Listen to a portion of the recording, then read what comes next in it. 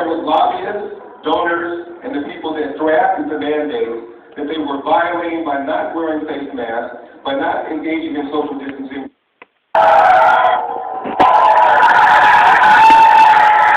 Just the audio, just let this play. You're not going to watch anything. Thank you for your support, for your endorsement. God bless you. May God bless all of you for showing up here.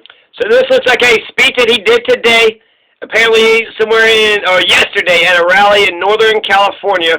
He tore into Governor Gavin Newsom's record in his bid to win the recall election. So he's tearing into Gavin Newsom's record. Woo! How come every day Larry Elder's doing something different? How come on YouTube I have 50 billion Larry Elder YouTube videos to click on? He's got millions of fucking interviews, millions of fucking videos. He's doing rallies and speeches. And then where's Dan Kapalovis at, huh? Where the fuck is Dan Kapalovis? Here on this hot day. Or David Moore. I've now been a politician for about 6 weeks. How am I doing? Gavin Newsom shut down this state, ignoring science, sitting up there at the French Laundry restaurant. By the way, before he was there, I never heard of the French Laundry. I thought it was where you took your tux to get it cleaned. I had no idea. He was there with lobbyists, donors, and the people that drafted the mandates that they were violating by not wearing face masks, by not engaging in social distancing, while telling us to do the same thing. His own kids were enjoying in-person private education while denying in-person schooling for the kids here in government schools in California. It is outrageous.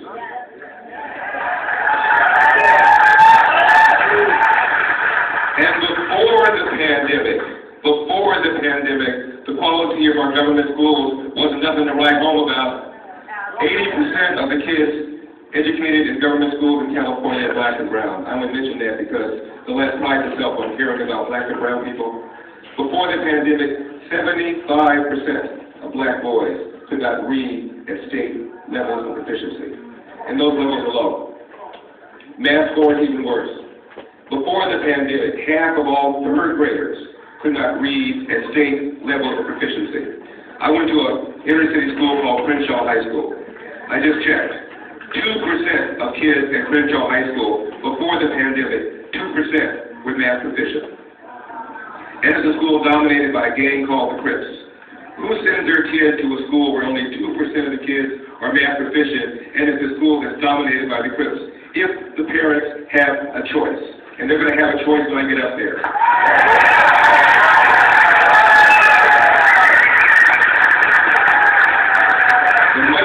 The child rather than the other way around. On the ballot is going to be something for ESA, that stands for Education Savings Accounts. We spend $15,000 per student per year. Only 18 states spend more, and our scores are near the bottom. And the number one obstacle to preventing a parent from using that money for a charter school, a public school, a private school, or homeschooling is the teachers union. Not teachers, teachers union. Thank you. And they are the number one funder of Gavin Newsom, and they are the most powerful union in the state. Nationwide, 10% of families have their kids in private school, 10%. Nationwide, 6% of black families do. There was a study on where public school teachers send their own school-age kids. 44% Philadelphia public school teachers with school-age kids have their own kids in private school. 39% of Chicago public school teachers with school-age kids have their own kids in private school. LA District Mayo, a public school teacher with a school-age kid is at least twice as likely to have his or her own kid in private school compared to a family that does not have a public school teacher in it. That's the equivalent of opening up a restaurant, putting up a sign saying, "Come on in, eat the food." I sure won't.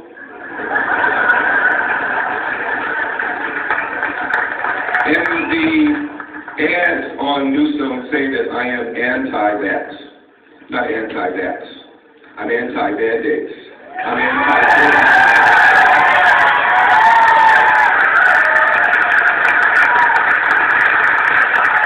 I've been vaccinated because of my age. My doctor said I have underlying comorbidities, and strongly suggested I be vaccinated, so I was. But I tell you what, a lot of people listened to Joe Biden and Kamala Harris when during the campaign they said, if Donald Trump told me to take the vaccine, I'm not going to take it. Well, maybe a lot of people listen to their advice. Other people have already contracted the coronavirus and have developed immunity, which I am told is even stronger than the vaccine.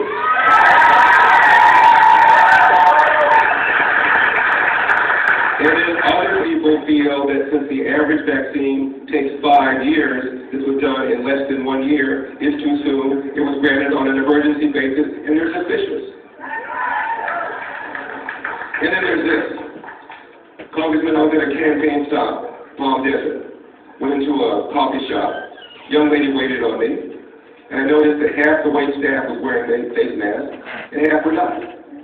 And I said, she wasn't wearing one. And I said, is there a policy? She said, yeah, the policy is our boss wants us to wear a mask if we want, and we don't have to wear one if we don't want. I said, you've been vaccinated? She said, no. I said, may I ask why? She said, you can ask. I don't have to tell you.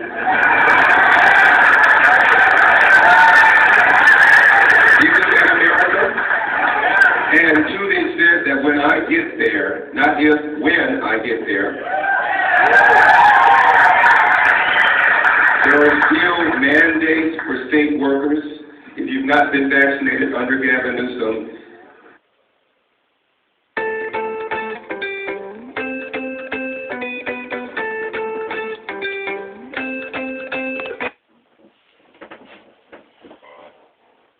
if you're a state worker, you are tested once a week, and you're required to wear the face mask at work. Now think about that. I thought the whole point behind getting a vaccine is that you're supposedly protected against the vaccine. And if you made the decision not to get the vaccine, you've assumed the risk. So you're telling somebody who's assumed the risk, wear a face mask to protect himself or herself to somebody else who's assumed the risk. It doesn't make any sense. And when I get there, if that mandate is still in force, I'm going to repeal it before I have my first cup of tea.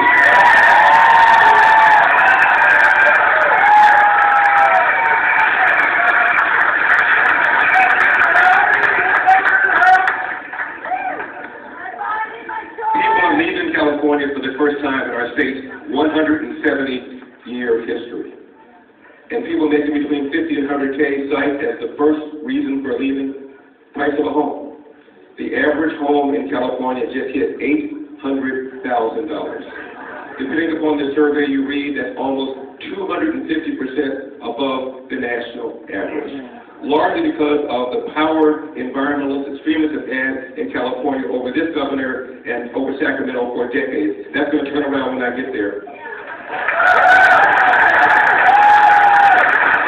I'm going to declare a public emergency on housing to unleash the private sector so we can build housing. We're down almost 1 million units. There are hundreds of thousands of units all ready to go, all held up for fear of lawsuits. That's going to change with an executive order on emergency for housing when I get up there.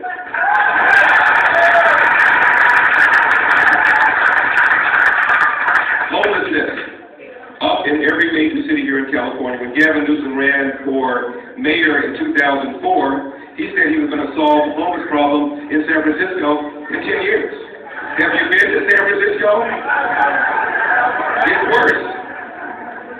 And when he was lieutenant governor, he sat around complaining he had nothing to do. How about fulfilling your campaign promise to the people of San Francisco and deal with homeless? It's gotten worse.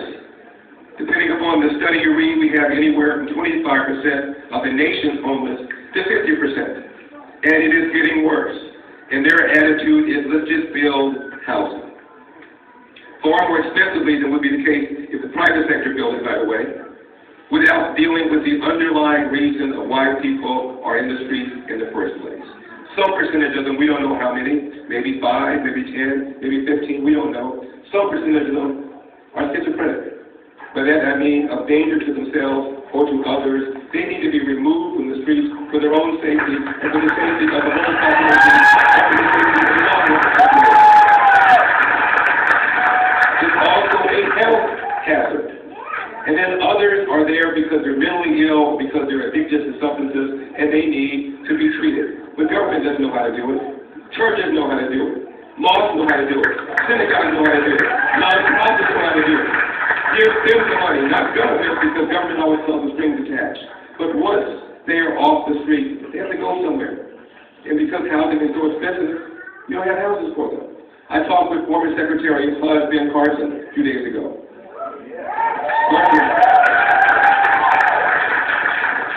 Carson said, Larry, this problem can be solved. We have the money to treat people. We have large areas of federal land in California. The federal government is the largest owner of land in virtually every state, and certainly the largest owner of land in California. And we had already worked out a deal with the Democrat mayor of Los Angeles to use these large parcels of land to build small, low-cost housing at a fraction of the cost, and people, once they're treated, would go there. This problem can be solved.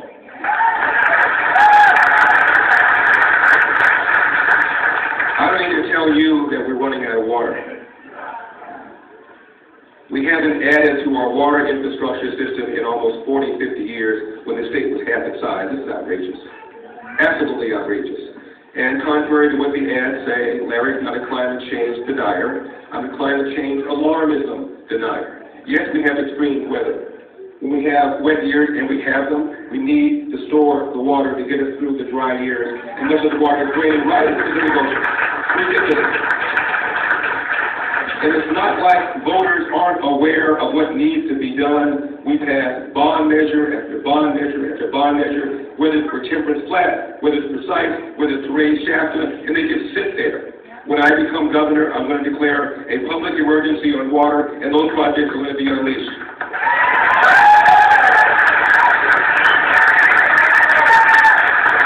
There is a role for desalination. There's a desert country known as Israel. They got a little body of water next to them called the Mediterranean. They are now water self-sufficient to the point where they're selling water. We have a little body of water next to us in California called the Pacific Ocean. We can't figure this out.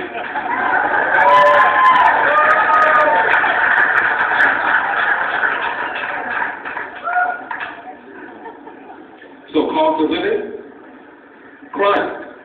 Crime dramatically up in every major city in California. By crime, I'm just not talking just about thefts. We know that under Proposition 47, you can walk into a store and steal up to $950, and if you get caught, you get a ticket. And since we have cashless bail, if you don't show up to court, there's no downside. Violent crime up. In LA, shootings, homicides up 40-50%. Same thing in Oakland. Speaking of which, a few days ago, former Senator Barbara Boxer got mugged. Her cell phone was taken. A few months before that, a mentally ill homeless guy attacked Gavin Newsom. Had Gavin Newsom not had a security detail with him, who knows what would have happened? How many of us can walk through the city with a security detail? The number one job of government is to protect people and property, and they're not doing it. During the coronavirus pandemic, 20,000 convicted felons released early, many of whom violent offenders. And based upon historical data, the majority of them are likely to reoffend. What could possibly go wrong? 2 soft on crime DAs, one is in San Francisco, one is in Oakland. They believe in cashless bail. So you commit a crime, you have a court date, and if you don't show up, no consequences. As a result, crime is going up. And the very people who are hurt are the black and brown and Asian Americans living in the inner city that the left prides itself on caring about. And we're teaching critical race theory, reparations in our schools, systemic racism. It's done.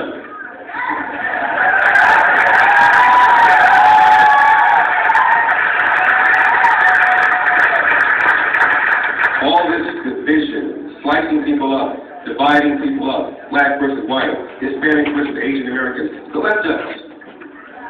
I've been giving a lot of talk to Hispanic media, black media, trying to convince them that even though I have an R at the end of my name, even though I'm a black guy, it is not fair for the LA Times to call me, as they did a few days ago, the black face of white supremacy. Do I look like a white supremacist to you? I was called the black face of white supremacy. Google it, black face of white supremacy, Larry Elder, and the subheadline was, "You've been warned." So because I believe we something about our poor water infrastructure on the black face of white supremacy. Because I believe we should be doing far better forest management on the black face of white supremacy. Because I believe that parents should have a choice in where their kids go to school on the black face of white supremacy. Because I believe that crime doesn't have a color, doesn't have a race, doesn't have ideology on the black face of white supremacy. You know what that means? It means they're scared. I'm going to win.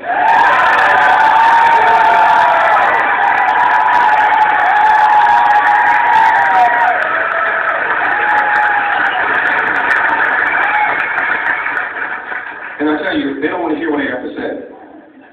One of the things that becoming governor of California gives you is something called the bully pulpit.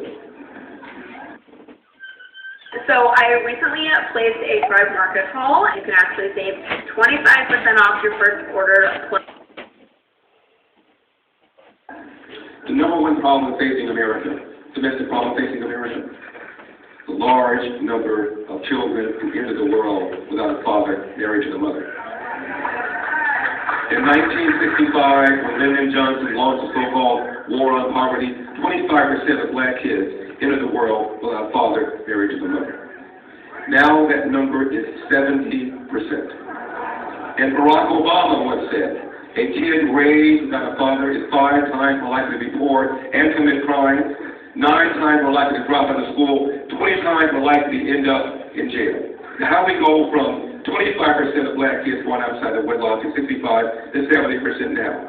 In 1965, 8% of white kids were born outside of wedlock. Now it is 25%. Now nearly half of all Hispanic kids enter the world without a father married to the mother. Nearly 40% of all American kids today enter the world without a father married to the mother. What we've done with our welfare state is we've incentivized women to marry the government, and we've incentivized men to abandon their financial and moral responsibilities. Where's the competition?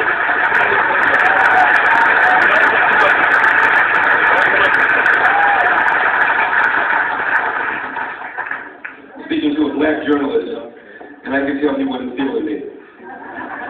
Uncle Tom, sell out. Bug-eyed, put something, Uncle Tom. Who's looking bug-eyed, put something, who's looking, Uncle Tom. Oreo is brown on the outside, white on the inside. Coconut, same concept. The Antichrist. I could tell he was thinking that name that you really call a black person when you really want to come. Republican.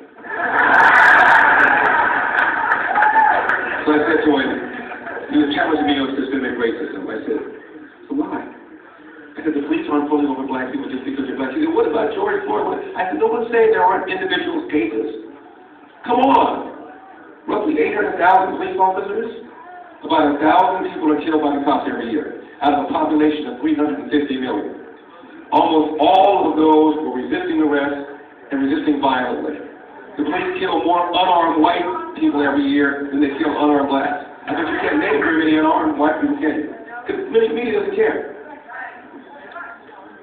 And I told him, the studies show, if anything, the police are more hesitant, more reluctant to use deadly force on a black person than a white person. He said, what are you talking about? I said, April 27, 2016, Washington Post, read the article. Studies going back over decades showing cops are more hesitant, more reluctant to pull the trigger on a black suspect than a white suspect. You're wrong, sir. There's a front page story in July 2016, New York Times. There is a Harvard professor named Roland Fryer.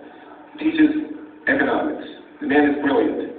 Harvard is the country's oldest university, and he is the youngest tenured professor in the history of Harvard. He's that brilliant. He just knew, because of all these high-profile shootings, whether it's Michael Brown in Ferguson, Freddie Gray died in the police van, Eric Garner was the one who was surrounded, selling Lucy's in New York. He just knew the police were killing black people just because they were black. Did a study.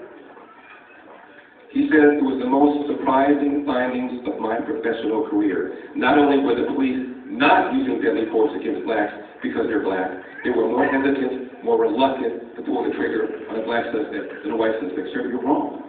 And I said, and your being wrong has two real bad consequences. The first is called the Ferguson effect, or the George Floyd effect. I know there's some police officers here. You know what I'm talking about. The majority of what you do is discretionary. You get paid if you want to sit in the car and just respond to radio calls. Or you can get out when you see something that looks suspicious and try to stop something bad before it happens. more and more cops are engaging in passive policing, not proactive policing. The former mayor of Chicago, Rahm Emanuel, when he was mayor, said because of this false accusation, the Chicago police, quote, had gone fetal, close quote, meaning fewer traffic stops, fewer arrests, crime goes up. When you reduce the chance of a bad guy being caught, being convicted, and being incarcerated, crime goes up. This is not rocket science. And what happens is the very people that you claim you care about, black and brown people, get hurt. The former New York commissioner, Ray Kelly, said because of this false accusation, only 7% of NYPD cops now say they would recommend the job to a friend or to a family member. This is having adverse consequences. And the other consequence is this. You're a young black man, often from a home without a father. My father told me, when you're stopped by the police, make sure your left hand is at 10 o'clock. Make sure your right hand is at 2 o'clock. Say yes, sir. Say no, sir. Say yes, ma'am. Say no, ma'am. Make sure your paperwork is in order. And if you feel like you've been mistreated, get a badge number and deal with it while we're alive. So many young black men are not compliant. And as a result, a regular stop that would have been relatively uneventful now becomes something big. All because of this lie. This is the consequence, I told him, of your lie. He still wouldn't buy it. I said, all right, let's do this. I didn't give up. I said, let's pick up your magic wand, okay? Wave it over America. Remove every smidgen of racism from the hearts of white people.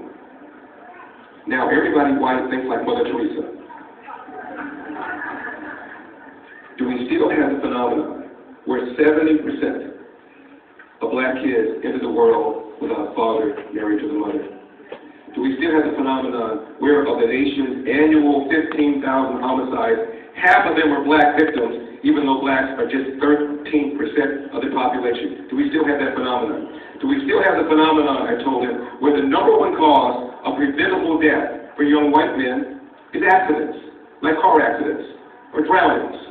Whereas the number one cause of preventable death for young black men is homicide, almost always at the hands of another young black man. Do we still have the phenomenon that a young black man is 8 times more likely to be murdered than a young white man? If the answer to that series of questions is yes, I submit to you, sir, that systemic racism is not the problem, and critical race theory and reparations are not the answer.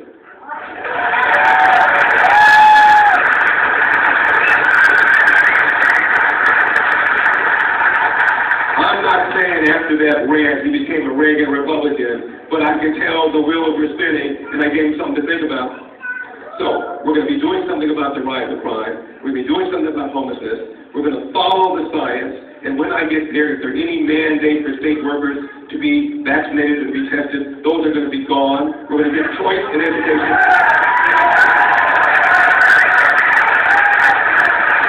We're going to deal with these ridiculous rolling brownouts. We're not going to be forcing our energy companies to spend tens of billions of dollars on weather-dependent, unreliable wind and solar. We're going to unleash projects that are all ready to go to deal with our water infrastructure so that the water won't be draining off into the Pacific Ocean during wet years.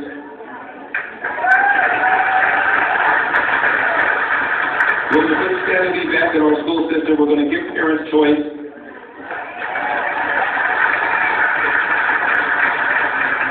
And then I'm going to break for lunch.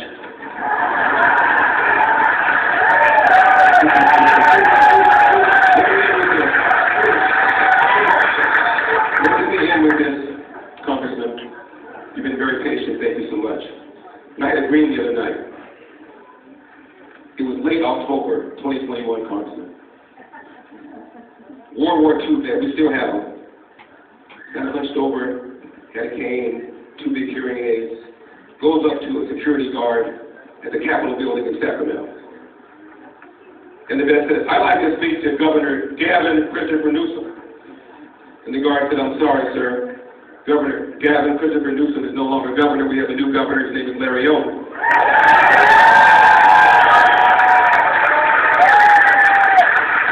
Next day, same vet went up to the same guard and said, sir, I'd like to speak to Governor Gavin Gavin Christopher Newsom. Now the guard's thinking, okay, guy's got 2 hearing aids, he probably can't hear very well. He goes, sir, Governor Gavin Christopher Newsom is no longer governor. We have a new governor. His name is Governor Larry Elder. Third day, same vet, same guard. Goes up to the guard and says, sir, I'd like to speak to Governor Gavin Christopher Newsom. Now the guard's thinking, okay, the man is probably got Alzheimer's, maybe got dementia. Sir, Governor Gavin Christopher Newsom is no longer governor. We have a new governor. His name is Governor Larry Elder. The vet said, oh, I know. I just love hearing you say it.